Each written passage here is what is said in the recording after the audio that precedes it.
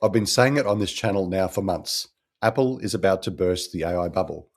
I know many of you disagree with me on that, but if you stick around, I'll explain why, and I'll show you a Medium article from a guy named Michal Malewicz that makes almost exactly the same argument as I've been making, just from a different angle. For 3 years, social media has framed Apple as an AI failure. Meanwhile, they've lapped up the hype from OpenAI and Anthropic, fear, doom and gloom, mythical magical models, and technology that's supposedly too dangerous to release. But what have we got to show for it? There's been hundreds of billions of dollars spent on training and data centers. So where are these breakthroughs in education, healthcare, scientific discovery that we were promised? All we see is low-value AI slop polluting our social media streams. More significantly, though, almost nobody is paying for it. Consumers are very happy to use ChatGPT and Claude while it's free, but very few are putting their hands in their pockets to pay for it. And it's no different in corporate. Many businesses are scrapping or deferring their internal AI projects because the economics just don't work. It's a bubble, and somewhere there's a pin. Up until recently, I felt like a lone voice on this, but a few days ago I came across Michal Malewicz's piece on Medium, and his argument is almost identical to mine. He says that Apple has already won, and they didn't win by building the biggest model, they won by giving people the hardware that makes AI cheap, fast, and secure. 90% of the AI workload inside a normal business is not frontier reasoning. It's classification, summarization, extraction, and just looking things up. And for that, we don't need a model trained on hundreds of languages, the complete works of Shakespeare, and a million Reddit posts. We just need something good enough to do the job. And for that kind of work, a 7 billion parameter model running locally on an M-series chip isn't just good enough, it's actually better. It's faster, it's cheaper, and safer than sending off your data to some data center in Virginia. Now, the industry talks about the Magnificent Seven, but only 6 of them signed up to the AI cloud model. Apple didn't.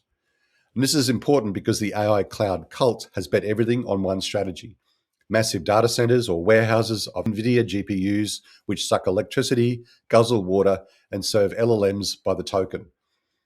And to commercialize that model, they use the same SaaS playbook that's worked for 20 years. There's just one problem: it didn't work. Most AI users just don't receive value to warrant paying money for it, even when it's heavily subsidized. So the only thing that's keeping this alive is hype and fear. Meanwhile, Apple stuck to their core principle. They want people to own the technology, not rent it. And when your device stays your device, it's not harvested or sold to advertisers. So as time goes on and open source models get smaller and Apple's silicon gets more powerful, the collapse of the cloud AI model is inevitable. Stocks are already down 20% in the last few months. Investors are getting nervous and people are starting to wonder, what is the pin that will burst the bubble?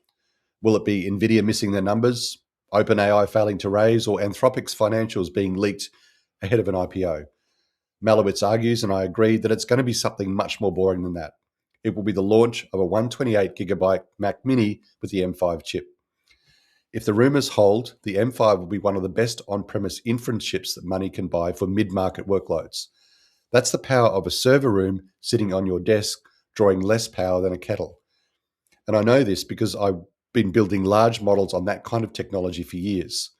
When I worked in corporate, we'd pay IBM hundreds of grand a year to rent a computer. But I worked out that with the right algorithm, I could match that and beat IBM's flagship technology using a Mac in my office.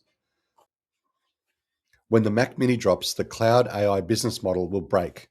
And after 3 years of fear-mongering, hype, and outrageous claims, we're going to finally see that the emperor has no clothes.